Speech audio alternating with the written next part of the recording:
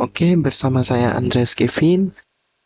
Di sini ya, mungkin saya akan membahas sedikit materi mengenai pemahaman akuntansi dasar yang di sini saya pikir daripada ilmu yang saya peroleh dibuang sia-sia, mending saya buat video untuk saya simpan sendiri.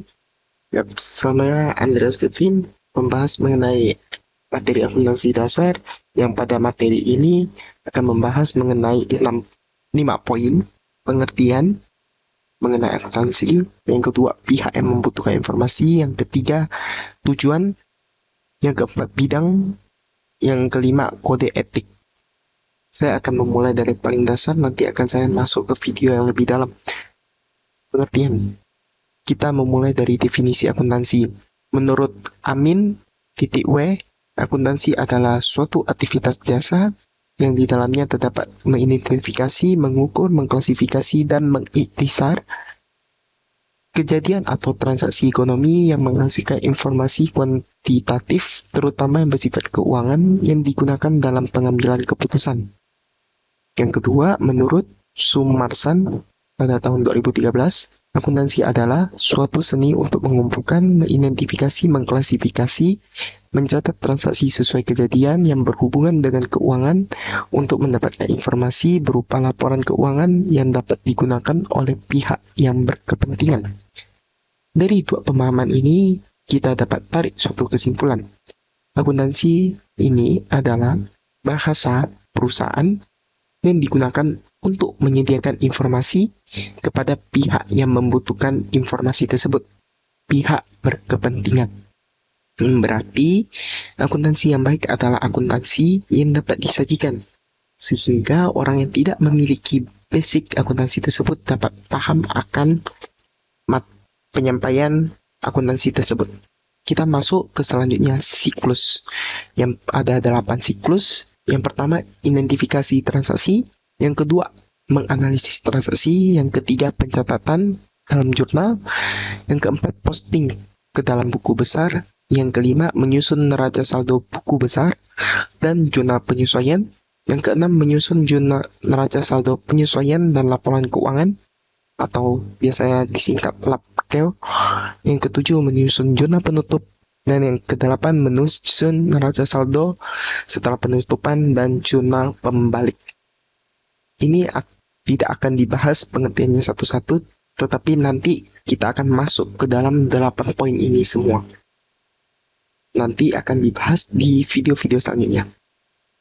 Kita masuk. Di slide sebelumnya kita mengatakan bahwa menyediakan informasi akuntansi kepada pihak yang membutuhkan. Siapa saja pihak yang membutuhkan? Di sini ada terbagi menjadi 2 pihak, yaitu pihak internal, yaitu pihak yang berasal dari dalam perusahaan, seperti manajer, karyawan, ataupun CEO. Yang kedua adalah pihak eksternal, yaitu pihak yang berasal dari luar perusahaan, seperti pemerintahan, kreditur, ataupun investor. Ini hanya sebagai contoh. Bisa saja pihak internal dan pihak eksternalnya lebih banyak lagi. Kita analisis satu-satu. Dari pihak internal, mengapa manajer membutuhkan informasi akuntansi? Manajer membutuhkannya untuk memastikan bahwa perusahaan bisa memberikan keuntungan yang konsisten dan mengambil keputusan untuk masa mendatang. Dari informasi akuntansi yang diperoleh, seorang manajer melakukan analisis bagaimana perkembangan perusahaan untuk kedepannya. Yang kedua, karyawan. Pada dasarnya, karyawan memiliki hak untuk mengetahui jumlah gaji yang mereka peroleh. Apakah sepadan dengan usaha yang mereka lakukan? Nah, ini membutuhkan informasi dari akuntansi itu juga. Seperti tentunya seorang manajer tidak ingin dia bekerja dengan banyak, perusahaan memiliki untung yang sangat banyak, tetapi gajinya sangat sedikit. Kita lanjut ke CEO. CEO perlu mengetahui akuntansi untuk dia dapat mengetahui sebagaimana sih perusahaannya telah berkembang, sehingga CEO dapat mengambil keputusan untuk masa mendatang, apakah perusahaan tersebut dapat ditingkatkan ataupun bangkrut. Kita analisis yang kedua dari pihak eksternal. Mengapa pemerintah membutuhkan informasi akuntansi? Pemerintah membutuhkannya untuk menentukan besaran pajak yang harus dibayar oleh suatu perusahaan. Dari informasi akuntansi tersebut, dari laporan keuangan yang telah kita sajikan, nanti dilaporkan ke pemerintah dan ditentukanlah berapa pajak yang harus dibayar. Yang kedua, kreditur. Kreditur perlu mengetahui apakah dari laporan perusahaan tersebut, perusahaan dapat diberikan pinjaman atau tidak, serta besarnya pinjaman yang dapat diberikan. Dari laporan keuangan tersebut, seorang kreditur tentunya menganalisis apakah perusahaan tersebut dapat diberikan pinjaman. Misalnya, dengan penghasilan 1 juta per bulan, kreditur akan memperkirakan apakah perusahaan tersebut dapat diberikan pinjaman sebesar 5 juta ataupun tidak dari laba yang diperoleh oleh perusahaan. Yang ketiga, investor. Investor perlu mengetahui bagaimana kondisi perusahaan ke depannya dan bagaimana jalannya perusahaan sehingga mereka berani untuk menanamkan saham di perusahaan yang telah dibangun. Oke, selanjutnya kita masuk ke tujuan akuntansi. Mengapa akuntansi itu perlu di dalam suatu perusahaan? Pertama, dengan adanya akuntansi, perusahaan mengetahui besarnya modal yang dimiliki perusahaan. Karena akuntansi di dalamnya mencatat berapa pemasukan modal yang diperoleh. Yang kedua, mengetahui perkembangan atau maju mundurnya perusahaan. Di dalam akuntansi ini adanya laporan keuangan, analisis, dan lain-lain. Sehingga pihak-pihak dapat mengetahui, oh, ini perusahaannya berkembang. Oh, ini perusahaannya hampir bangkrut sehingga dapat mengambil keputusan. Yang ketiga, melaporkan kekayaan. Ini samanya seperti fungsi bahwa dengan adanya laporan akuntansi ini perusahaan melaporkan pajak. Yang keempat, pengambilan keputusan. Seperti yang pada poin kedua, perusahaan perlu mengambil keputusan apakah perusahaan tersebut semakin meningkat ataupun semakin mundur. Sehingga perlu diketahui bagaimana langkah selanjutnya. Yang kelima, menetapkan tujuan dari perusahaan tersebut. Kita masuk ke bagian keempat, bidang akuntansi.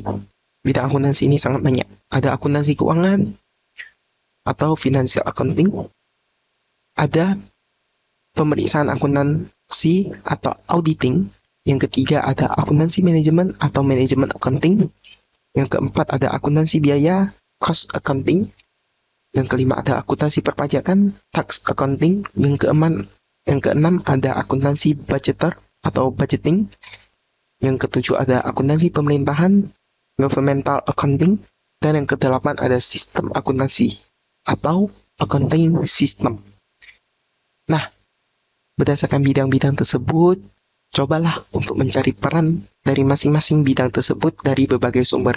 Di sini ada 2 sumber yang telah dimasukkan dan diharapkan dari pengertian umum secara ini, dari poin-poin umum secara ini dapat dipahami apa itu akuntansi keuangan, apa itu pemeriksaan akuntansi, sampai apa itu sistem akuntansi pada hanya bidang-bidang akuntansi. Di sini ada 2 link, yang pertama dari Binus, yang kedua dari theconsulting.id. Oke, masuk poin kelima, kode etik. Dalam kode etik, tentunya dalam suatu pekerjaan adanya kode etik yang mengatur. Di sini ada 8 poin yang mengatur dalam akuntansi. Yang pertama, integritas. Yang kedua, kepentingan publik. Yang ketiga, kerahasiaan. Yang keempat, tanggung jawab. Yang kelima, objektivitas. Yang keenam, profesional. Yang ketujuh, standar teknis. Yang kedelapan, kompetensi dan kehati-hatian profesional. Kita analisis satu-satu. Yang pertama, integritas. Mengapa integritas ini penting? Integritas adalah suatu sikap di mana kita dapat dipercaya orang lain. Kita bagi ke dalam 3. pengetahuan, komitmen, dan integritas. Apabila seseorang memiliki pengetahuan dan komitmen tetapi tidak memiliki integritas, maka nilainya 0. Sedangkan apabila memiliki pengetahuan, komitmen, dan integritas, maka nilainya 100. Jadi dapat dilihat seberapa pentingnya integritas. Jadi dalam bekerja tentu harus dapat dipercaya orang lain. Yang kedua, kepentingan publik. Dalam bekerja, tentunya kita harus profesionalisme, tidak mementingkan diri sendiri dalam melakukan pekerjaan, profesional terhadap pekerjaan yang kita ambil. Yang ketiga, kerahasiaan. Seorang akuntan harus dapat menjaga rahasia perusahaan, nasabah, ataupun pemilik usaha lainnya. Semisal, jikalau di bank kita menyimpan uang 4 juta, maka rahasia itu harus dapat dijaga, tidak boleh dibocorkan. Yang berarti prinsip kerahasiaan sangatlah penting. Seperti begitu juga di dalam perusahaan. Berapa keuangan yang diperoleh harus menjadi rahasia. Yang keempat, tanggung jawab. Berarti dalam melakukan tugas harus sungguh-sungguh dalam profesi yang dikerjakan. Dan dapat bertanggung jawab atas hal yang dilakukan. Yang kelima, objektivitas. Tidak memihak pada siapapun. Yang berarti kita dapat bersikap netral. Kita anti dari sikap sogok. Sehingga ketika kita dibayar untuk mengubah, kita tidak melakukannya karena kita bersikap netral, tidak memihak siapapun. Yang keenam, profesional. Yang dikatakan sebelumnya, bekerja harus sesuai dengan pengetahuan dan keterampilan yang kita miliki. Yang ketujuh, standar teknis. Bekerjalah sesuai dengan standar kode etik akuntansi. Standar akuntansi Indonesia telah diatur oleh Ikatan Akuntan Indonesia. Yang kedelapan, kompetensi dan kehati-hatian profesional. Yang berarti kita menggunakan keterampilan dan pengetahuan yang kita miliki dengan hati-hati dalam membuat kebijakan ataupun keputusan. Jangan kita menggunakan keterampilan atau pengetahuan yang kita miliki justru untuk menyalahgunakan wewenang kita. Kita mengubah laporan dan lain-lain karena kita tahu bagaimana cara mengubah dan lain-lain. Itu tidak boleh. Nah, untuk menguji seberapa paham materinya, ya mungkin di sini ada tugas. Yang pertama, apa tujuan dari akuntansi di dalam perusahaan? Yang kedua, mengapa lembaga keuangan merupakan salah satu pihak yang membutuhkan informasi akuntansi? Ketiga, apa itu akuntansi auditing? Yang keempat, jelaskan apa itu etika profesi akuntan dalam halnya kode etik akuntan. Oke, sekian dulu untuk materi untuk video pertama ini. Untuk video selanjutnya maka kita akan masuk ke materi lebih dalam. Video-video ini sebenarnya dibuat karena saya tidak mau membuang-buang apa yang telah saya peroleh, jadi daripada saya lupa mending saya buatkan ke dalam video. Dan yang saya lihat buku-buku yang ada di toko buku lain-lain, ya mungkin materinya saya lihat buka-buka ya, mungkin materinya semuanya mungkin akan saya masukkan ke dalam sini juga. Oke, sekian dari video pertama ini. Terima kasih dan sampai jumpa.